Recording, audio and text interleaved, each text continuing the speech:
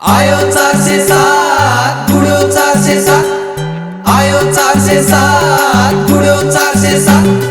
काठमाडौँको गल्लीमा टाटा 407 माल भारी बोक्ने धेरै गल्ली गल्ली छिर्ने जहाँ पनि लोड अनलोड गर्न मिल्ने आयो 407 भरपर्दो किफायती र शक्तिशाली गाडी टाटा 407 मिनी ट्रक।